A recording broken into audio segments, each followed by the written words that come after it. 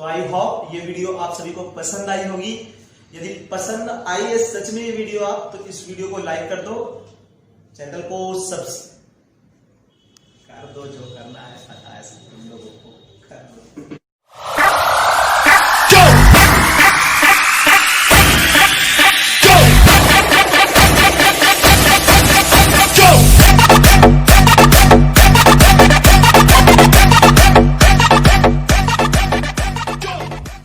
तो चलो शुरू करते हैं लेवल्स ऑफ मैनेजमेंट को ये देखते हुए कि इसकी डेफिनेशन क्या कहती है।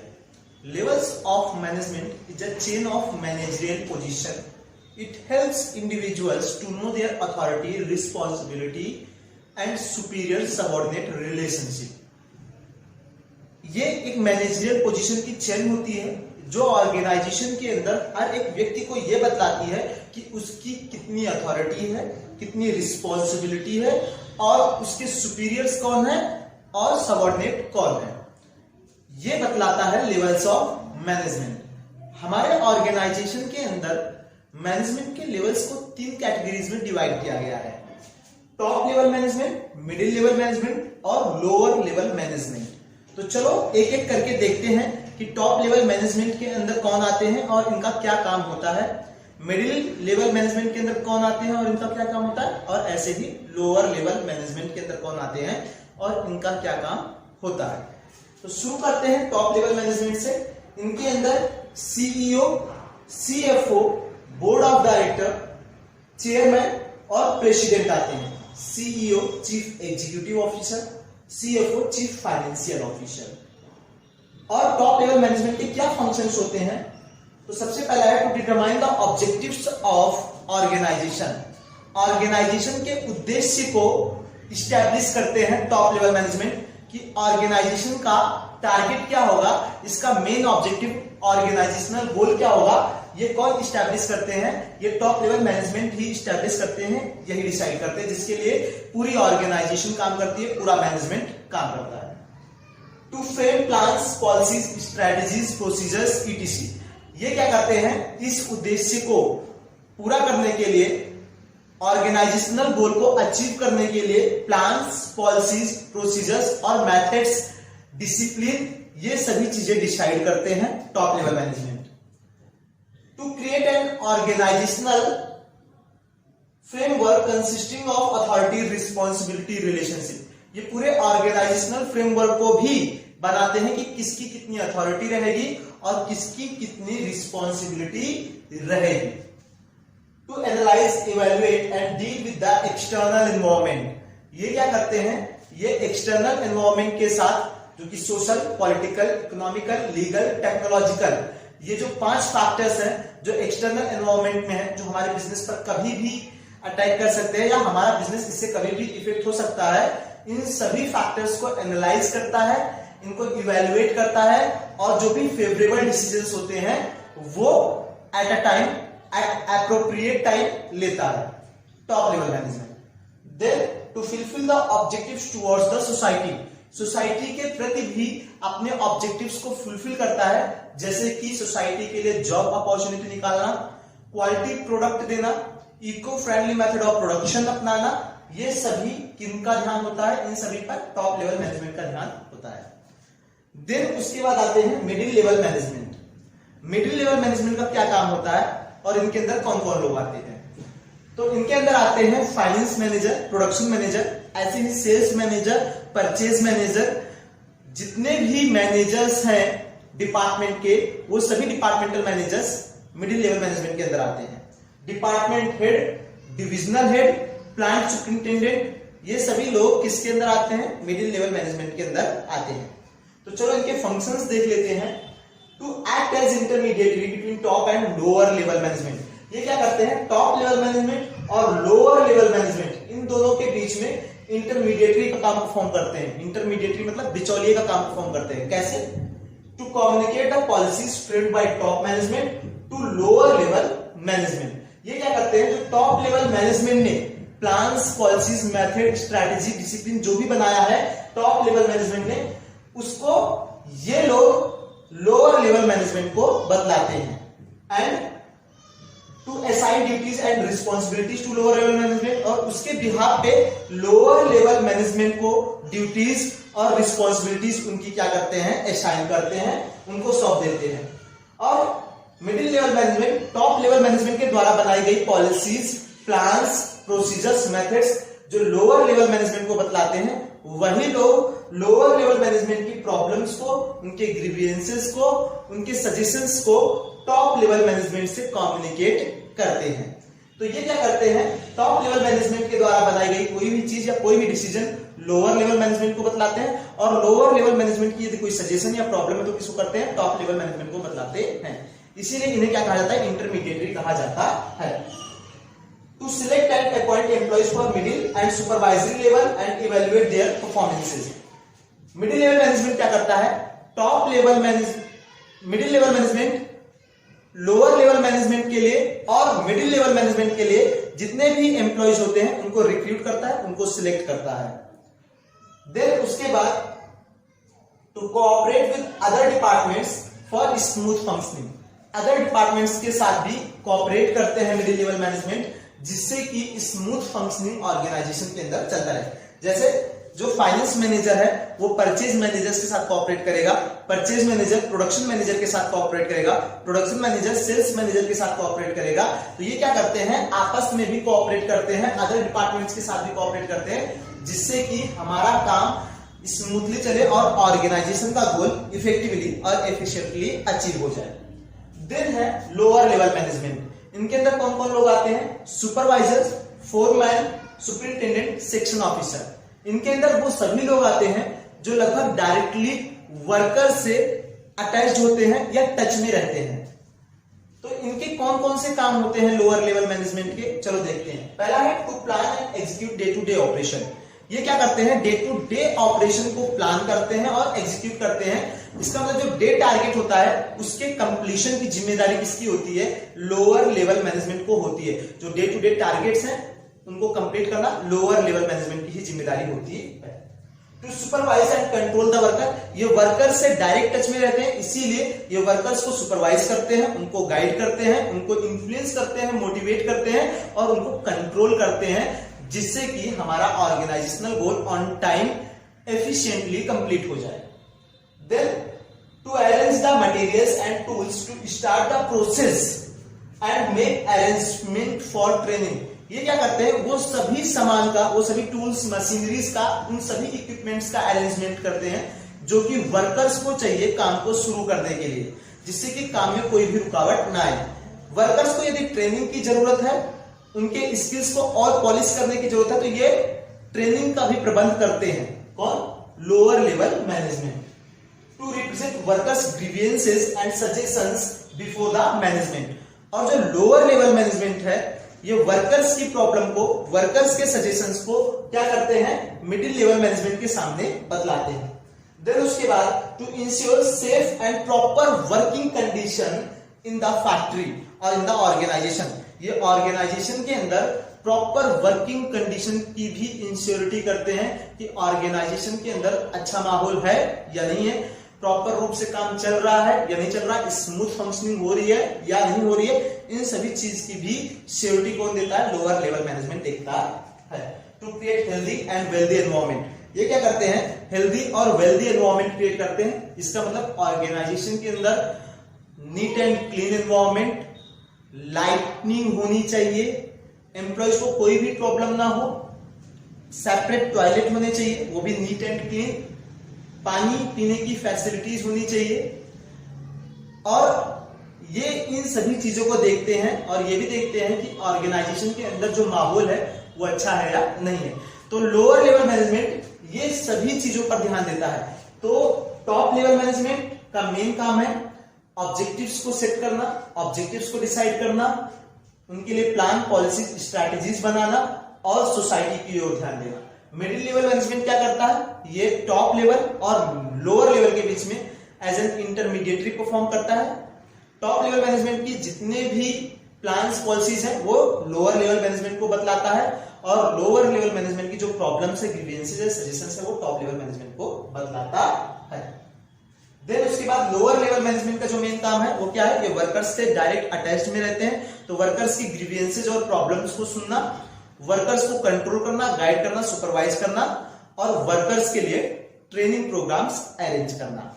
तो ये है लेवल्स ऑफ मैनेजमेंट।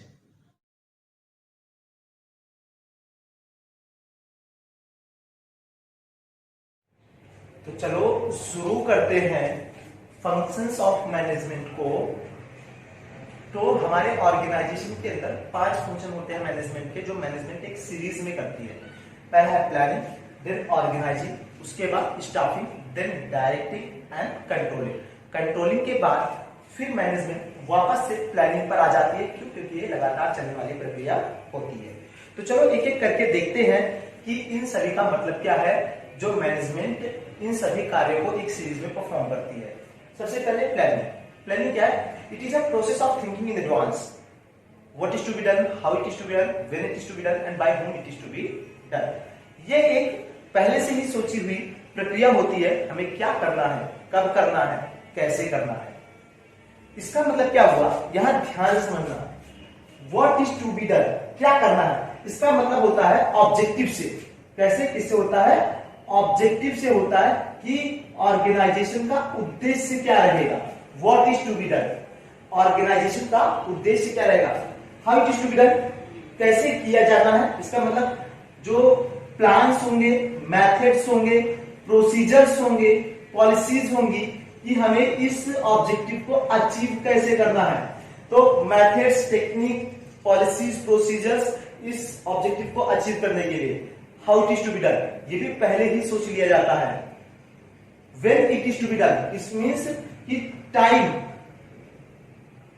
कंजप्शन क्या रहेगा, इसका मतलब इस गोल को अचीव करने के लिए कितने दिन चाहिए होंगे, ये सभी चीजें पहले से ही सोच ली गई। और उसके बाद by whom it is to be done, इसका मतलब कि जो हमारे पर्सनल रिक्वायरमेंट है, इंडिविजुअल, कि हमें कितने एम्प्लॉयज चाहिए इस काम को करने के लिए, इस काम को करने के लिए इसको किसके द्वारा किया जाएगा और उसके लिए कितने एम्प्लॉय चाहिए, ये सभी हम लोग क्या करते हैं, पहले से ही एडवांस प्रोसेस होता है, पहले से ही सोच लेते हैं। इसे हम क्या कहते हैं, प्लानिंग कहते हैं, कि हमने पहले सोच रखा है क्या करना है, कैसे करना है और कब करना है, किसके द्वारा किया जाना है। तो ये क्या करता है, जैसे मान लेता हूं मैंने एक बात सोची, मुझे 10 दिन के अंदर 1 लाख रुपए का टर्नओवर अचीव करना है। कितने रुपए का? 1 लाख रुपए का टर्नओवर अचीव करना है 10 दिन के अंदर। आज मैं कहां खड़ा हूं? जीरो पर खड़ा हुआ हूं, और मैंने इसके लिए आज जीरो पे खड़ा हूं, मुझे 10 दिन के अंदर 1 लाख रुपए का टर्नओवर लेकर के आना है। तो मैंने इसके लिए what is to be done, 1 lakh रुपए का टर्नओवर लेकर आना है। How it is to be done, इसके लिए मैंने प्लान्स, पॉलिसीज, स्ट्रेटेजीज बना रखे हैं कि मुझे इस 1 लाख रुपए तक कैसे पहुंचना है। When it is to be done, 10 दिन के अंदर। कब तक करना है? 10 दिन के अंदर। By whom it is to be done, मैंने डिसाइड कर रखा है कि हमारे ऑर्गेनाइजेशन के अंदर कौन कौन से एम्प्लॉइज हैं जो काम को करेंगे। तो ये क्या है, मैंने पहले ऑलरेडी ही एक ब्रिज बना रखा है, इसका मतलब एक मेथड, प्रोसीजर बना रखा है, एक रास्ता बना रखा, तैयार कर रखा है, जिससे हो करके मुझे गुजरना है। ये मैंने पहले से सोच रखा है, और इससे होकर अगर मैं गुजरूंगा तो ये 1 लाख रुपए मेरे क्या हो जाएंगे, अचीव हो जाएंगे। इसीलिए कहा जाता है प्लानिंग को कि it bridges the gap between where we stand today and where we want to reach. ये क्या करता है, आज जहां हम खड़े हैं और कल हमें जहां पहुंचना है, उसके बीच में एक ब्रिज बनाता है। क्लियर हो गया? तो ये क्या होती है, एक एडवांस प्रोसेस होती है, हमें क्या करना है, कब करना है, कैसे करना है और किसके द्वारा किया जाना है। आज जहां हम खड़े हैं और कल हमें जहां पहुंचना है, उसके बीच में एक ब्रिज बनाता है प्लानिंग। उसके बाद प्लानिंग के बाद हम क्या करते हैं, ऑर्गेनाइजिंग। इसका मतलब क्या होता है, जब हमने ये सोच लिया हमें क्या करना है, कब करना है, कैसे करना है, किसके द्वारा किया जाना है, तो अब हम क्या करेंगे, एक ऑर्गेनाइजेशनल स्ट्रक्चर तैयार करेंगे जिसके अंदर मैनेजरियल और फंक्शनल दोनों वर्क परफॉर्म किए जाते हैं। यही होता है ऑर्गेनाइजिंग। इसका मतलब हमें एक ऐसा ऑर्गेनाइजेशन स्ट्रक्चर तैयार करना है जिसके अंदर क्या किया जाए, जिस ऑर्गेनाइजेशन स्ट्रक्चर के अंदर मैनेजरियल, मतलब यहां पर सारे मैनेजमेंट के काम भी हो, प्लस फंक्शन, इसका मतलब जो हमारा ऑब्जेक्टिव है वो भी अचीव होना चाहिए। इसके अंदर दोनों काम होने चाहिए। अब इसके अंदर हमें क्या करना पड़ेगा, हमें यूनिट्स, सब यूनिट्स, डिपार्टमेंट्स, इन सबको डिवाइड करना पड़ेगा, सेक्शंस बनाने पड़ेंगे। हर किसी को उनकी ड्यूटीज रिस्पॉन्सिबिलिटीज देनी पड़ेगी। तो इसे हम क्या कहते हैं, ऑर्गेनाइजिंग करना। क्लियर है? इसके अंदर हम ये भी डिस्ट्रीब्यूट करेंगे किसकी कितनी अथॉरिटी होगी, किसकी कितनी रिस्पॉन्सिबिलिटी होगी। तो ये सब ऑर्गेनाइजिंग स्ट्रक्चर के अंदर ही होता है। तो ये जो ऑर्गेनाइजिंग का मतलब होता है, ऑर्गेनाइजिंग का मतलब क्या होता है, इसका फाइनली जो आता है, it results in creation of an organisational structure. ये क्या करता है, एक ऑर्गेनाइजेशनल स्ट्रक्चर को तैयार करता है, जिसके अंदर हम क्या करते हैं, organising means deciding the framework of working, how many units and sub units are needed, हमें इसके अंदर कितने यूनिट्स चाहिए, कितने सब यूनिट्स चाहिए, how to distribute the authority and responsibilities, हमें अथॉरिटीज और रिस्पॉन्सिबिलिटीज को कैसे डिस्ट्रीब्यूट करना है, किसकी कितनी अथॉरिटीज रहेंगी, कितनी रिस्पॉन्सिबिलिटीज रहेंगी, क्या ड्यूटीज रहेंगे, ये सारी चीजें हम क्या करते हैं, ऑर्गेनाइजेशनल स्ट्रक्चर में ऑर्गेनाइजिंग के अंदर डिसाइड करते हैं।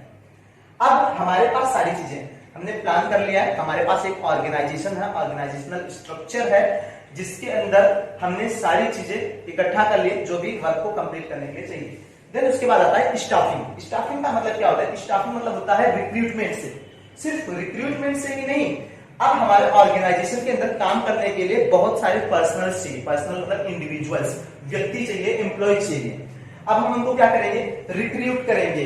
इसका मतलब हम उनके लिए एक एप्लीकेशन रिलीज करेंगे, जिस एप्लीकेशन से हम मेनी नंबर ऑफ एम्प्लॉयज को अट्रैक्ट करेंगे अपने ऑर्गेनाइजेशन की ओर, कि वो हमारे ऑर्गेनाइजेशन के वैकेंट पोजीशन के लिए क्या करें, अप्लाई करें।